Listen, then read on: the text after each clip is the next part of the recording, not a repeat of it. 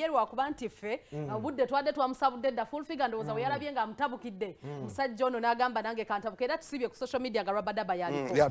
awo we tulabidde nga yavumye ba Chiko akyogedde temuggwa kwogera be Chiko bino tomanyi nti byasooka ne bikola live ne bigamba Rabadaba ekimuwasizza ayagala visa ayagala kugenda Bulaaya afuna obutuuze Uganda etabuse takyayina hiiti kati bwafuna omukyala yazaalako ebweru ayina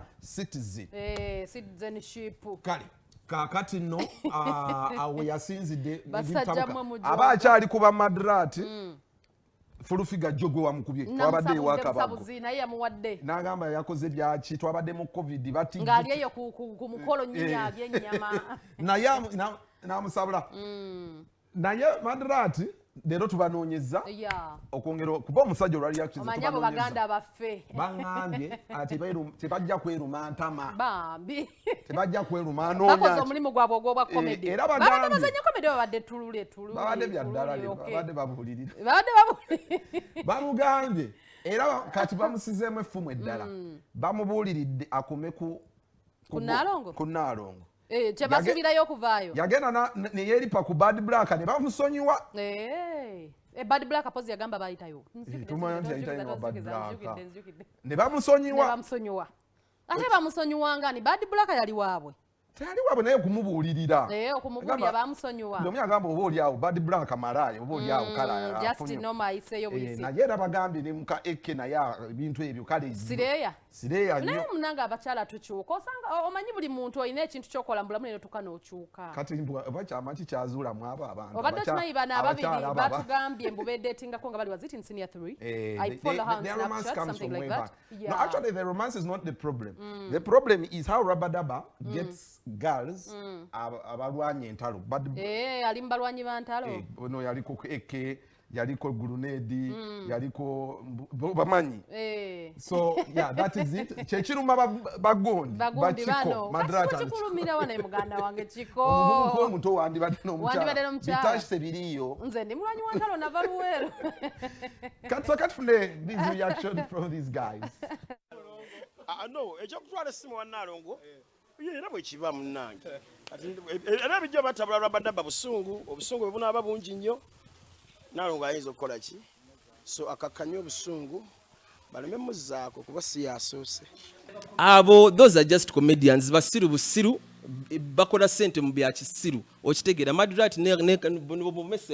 buno bumese buno Mudrat ne Chiko ndinabe tebyasoma biri awo tebirina magezi these are empty tins full figure Mudrat Chiko empty tins that is why you make money out of comedy you cannot sit in an office you don't have brains you don't have the brains to have a proper job Wacha tukatane full figure Rabadaba wandi bado wawule ebifume ebyaffe not ebifume ebyaffe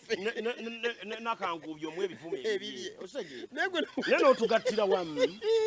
osege Rabadaba so fe tugamba kale Rabadaba kale yabadde n'obusungu bungi naffe twabuuziddwa nti Rabadaba abantu bayogera nti Naalongo yakola bwati ne bwati osege kitwade tuddamu ne twalete tukola ki tetugezaawo okumanya yabadde munyiivu nnyo ositegeera ate nga n'ebivumo byavuma kale twabivuma dda tuli bato omuyinza oyomba ne muto muno n'omugambe wamwe temuyina mugaati oli n'anyiiga nnyo n'ajjayo omugaati n'agulako ogulabye nga n'ebiyengeyenge bijja lwaki omugaati osegeera amagezi gamwe gakomaawo okitegeera mu comedy na mu kuleekaanira abantu ku social media simanyikaye wisdom just empty things loud just empty things no education nothing family yammwe ina n'ekyapa ky'ettaka tewali family zammwe zina kyapa ky'ettaka wano mu Kampala none of your families have a plot of land in Kampala muli banaku bunaku temutumanyiira okay Rabadaba yagambye nti ffe bazadde baffe tebalina byapa mu Kampala biki ekyamazima tetujja bawaayiriza tebalina kati bazadde tebasobola bifuna naye ate ffe abaana tubirina so tukoze bingi nnyo ffe abaana mu Kampala wano. What am I trying to show you? I'm trying to show you my background, where I come from, who my parents are. Okay, nze nakwira mu kikomera, I'm sorry. Ndi mwana wa mwami. Okitegeera taata wange yawasa maama wange in 1975 Kampala Sheraton Hotel.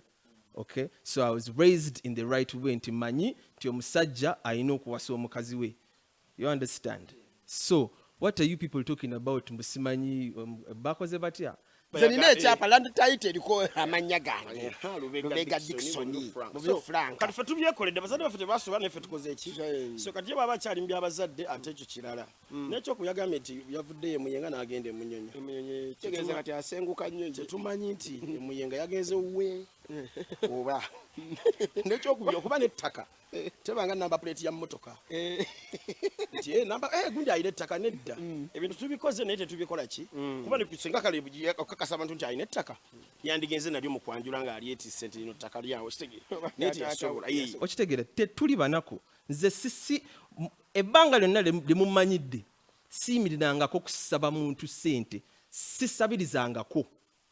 okay for my whole life up to today sisabirizangako mbadde nsula Muyenga n'akamuvinga Munyonyo because I have a wife. I've been living in Muyenga for 8 years. You don't just live in Muyenga for 8 years. Everybody knows I've been living at Muyenga Cash Gym for 8 years. Tomala gasula yeyo nga toyina sente. Just mukole research mubulirize ku bantu.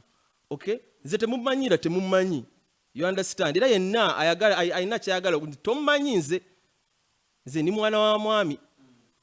Natata mwana w'abaami nakanjukiriko bimbalako wano kembalindakologa kubanga abantu abalina sente abali obulungi osoyita ku poloto noga ekyo kya Sudiro kiri kya kirumira naye nga tebamaze kweyogerera mwami Seguya ewowa alina okukola nnyo bagambe nti wano wa mwami Seguya ate kyabambi Rabadaba muganda wange Seguya muyivu yasoma naye ekiba nti degree nina gikozesa bwentu nga bwagikozesa then nze atasoma ndimba waddeko ekyamazima degree ogityobodde ekyamazima Rabadaba degree kuba abantu abatasoma nga bali bulungi nnyo kusingako ekyamazima Rabadaba industry ya music agibaddemu ebbanga ddene kale abadde takyafulumya ennaku zino ne industry yagirimu emyaka emeka emirungi gyali yena yakola nnyo yandibadde yakola ebintu bingi nnyo kuba sente yakola ki yazifuna